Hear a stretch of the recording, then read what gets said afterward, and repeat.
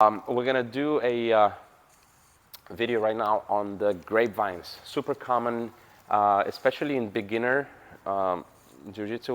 When people mount, they tend to grapevine, and I'm gonna show you when to grapevine and when not to grapevine. Okay, that has its place in time.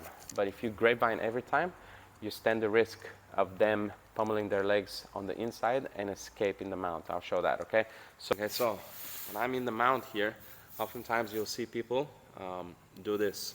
They go and they grapevine, and they grapevine hard, right? Thinking that, oh yeah, I'm very attached to him. There's no way he's gonna bridge me off and stuff like this. And that's true. There's no way he's gonna bridge you off, because he needs to get the foot on the floor, and then he needs to get his so try to bridge in any direction. It's very hard, right? If I have the grapevines.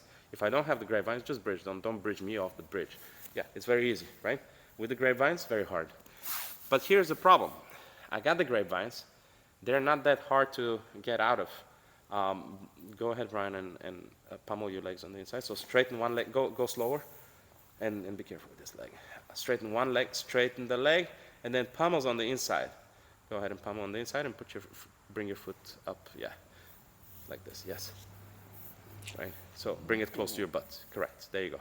And then the other side. Straighten and bring it close to your butt. And now what happened was that you pummel one leg at a time, or he pummels one leg at a time.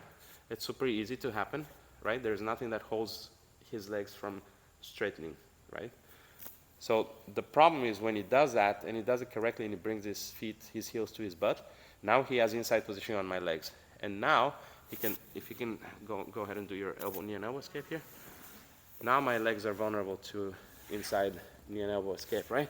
If I have my feet here crossed on the inside, for example, and he tries to do that, so just go for a knee and elbow escape, well, it's very hard, right? Yeah, super hard.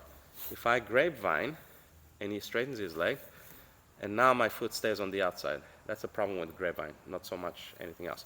However, I'll show it from a different angle too. However, let's say that Brian traps my right arm. Okay. He traps my right arm, and I know that he's going to bridge, okay? And I have my feet crossed, and he bridges, right? And he's gonna roll me. Stop there.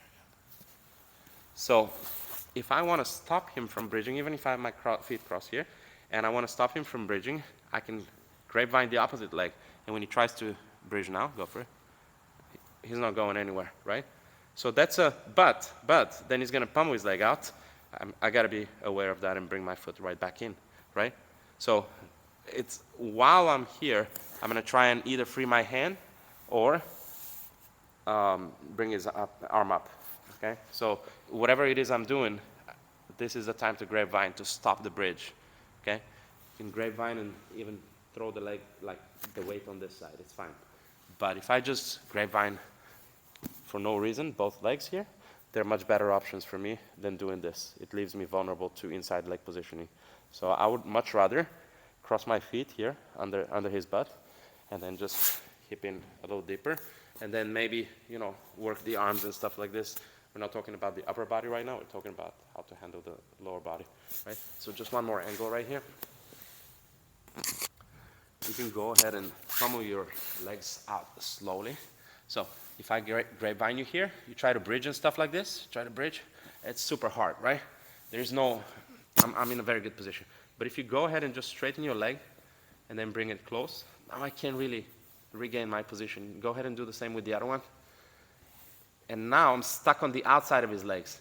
And now he's gonna try and, let's turn this way, yep. Now he's just gonna go ahead and get this leg in, and now he catches me in half guard, and he starts recovering his guard position. Right, so I lose the mount. In other words, if I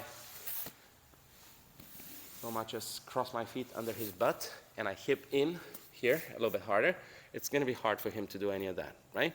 Now, if let's say he traps my arm here or something, yeah, trap my arm, however you do it, and then he tries to bridge me here. If I keep crossed, he's going to bridge, right? As soon as he traps my arm, I know that there's a danger. That's when I grapevine. Look, I grapevine on the one side only. I can even throw my hip down, and he tries to bridge now. No, it's not going to work. How do I know he's going to bridge in this direction? Because that's where he's trapping. My other arm is out here post, so he's not going to try to bridge the other way. He can bridge the other way, but it's my arm is there, so it's pointless, right? So this stops the bridge. He recovers his grapevine. I go back here, and now I have to adjust myself so I don't get bridged over, right? So when to use the grapevines? Use those grapevines when necessary, but don't just throw the grapevines as soon as you get in the mount, all right?